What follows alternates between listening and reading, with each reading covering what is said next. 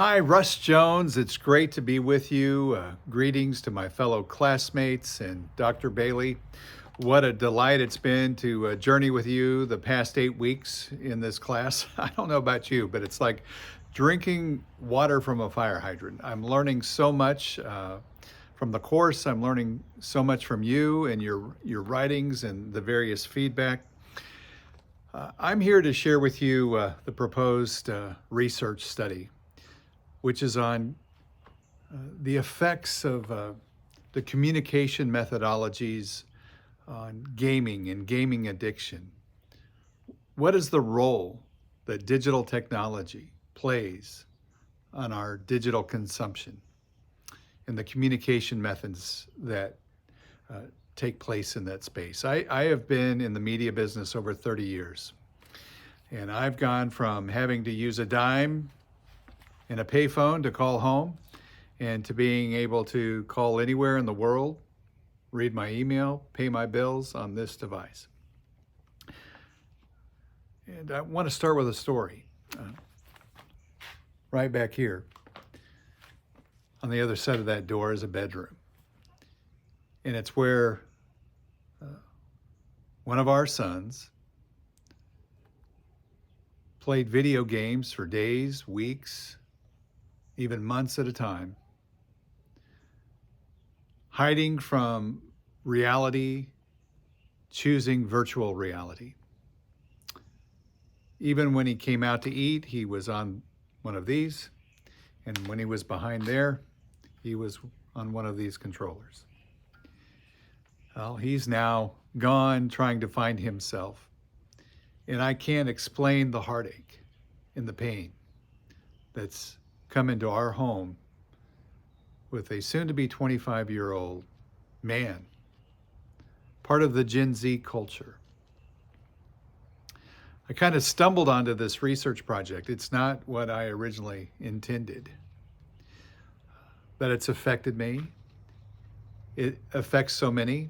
When we share our story, we hear the stories of others, how young Gen Z members of the population, primarily young men, are failing to grow up, or failing to take responsibility for their lives. And we were that home where that person was in our home, not making society better, not working, lost in what I call Neverland.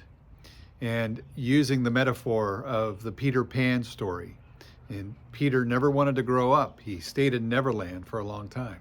Well, are these our modern day Neverland? While they bring so much convenience in our lives, and we stay in touch with people, there's also a great deal to be concerned about. So having said that, I'm learning about theories that I've referred to over time, but I just wasn't aware that they were connected to a particular communication theory.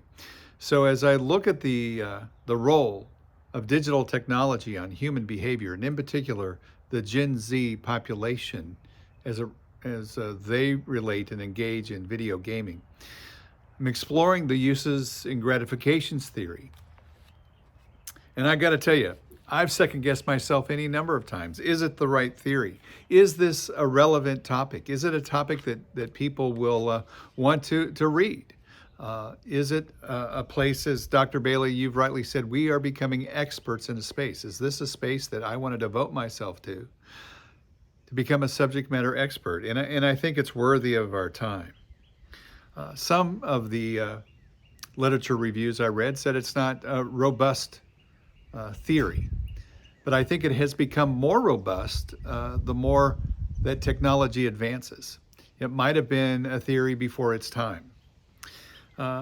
Also through this process, I've learned of the proximity theory that talks about nonverbal communication.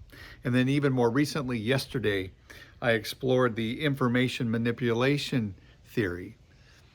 And that came about when I found an artifact on Twitter from a conversation in 2017 between hundreds of video game designers. And somebody posted there, one of the top designers posted a question. Hey, what are some of the things you do to keep your users engaged in the product, which basically is, the conversation weaved in and out of communication theories and the communication tactics that engineers use to hook gamers.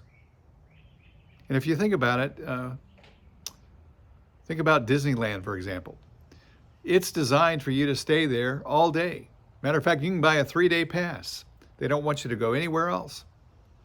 And the games are designed to do the same thing. So the qualitative research that I'm taking a look at are interviews of gamers, a web-based questionnaire using Reddit, which is a place where a lot of gamers go to get hacks and to get inside tricks, so to speak. And also observation, which is kind of a heavy lift. I like to observe the gameplay of gamers and test the other theories that come from nonverbal communication and how they are interacting with one another. The research questions that I'm proposing are how does habitual video gaming predict A, communication, and B, information overload? And also, what role do game designers play in communicating the various messaging that elicit certain feelings or that elicit fear? The Twitter exchange on that thread talked about the desired outcomes they have in their communication methodology in getting these gamers to stay involved. So the literature review was quite fascinating, actually. And the opportunity to look at a subject that apparently is affecting families and individuals all over the world. And I found a couple of former gamers who have now developed a treatment program for gamers to address the industry that's become a multi-billion-dollar industry. And we're feeding a machine, quite frankly. And the gamers that have become addicted have become willing slaves, so to speak, to an industry that really does not have their best interests in mind. So my limitations on this project is trying to keep it clearly in communication studies.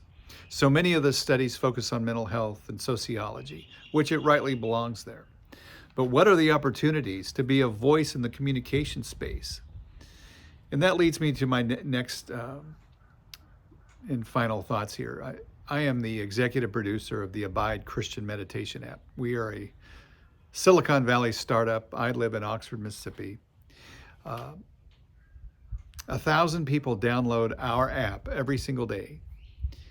And we help about 250,000 people every night find restful sleep using Bible stories. We produce daily meditations. I oversee a team of 30 writers, voiceover talent, graphic designers. We've repurposed our content into the YouTube space. We're just about to hit 1.2 million subscribers on YouTube. And we found a way to monetize that platform as well. So here's my point. 30-some years ago, I left NBC.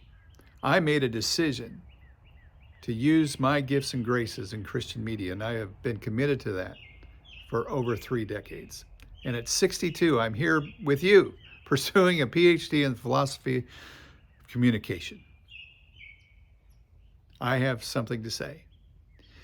And how do we redeem the space? My friends, we've got to be a part of the system. We have got to be in the foxholes if we're going to bring about change. And I leave you with this from 1 Timothy 4:14. Do not neglect your gift, which has been given you through prophecy when the body of elders laid their hands on you. And isn't that what we're doing of sorts? We're laying hands on one another, hopefully being prophets and being people of the word and iron sharpening iron. So I thank you for that over the last 8 weeks. And may God bless you richly on your journey, and may you find that place where you can be a voice in the darkness. Thank you so much. God bless.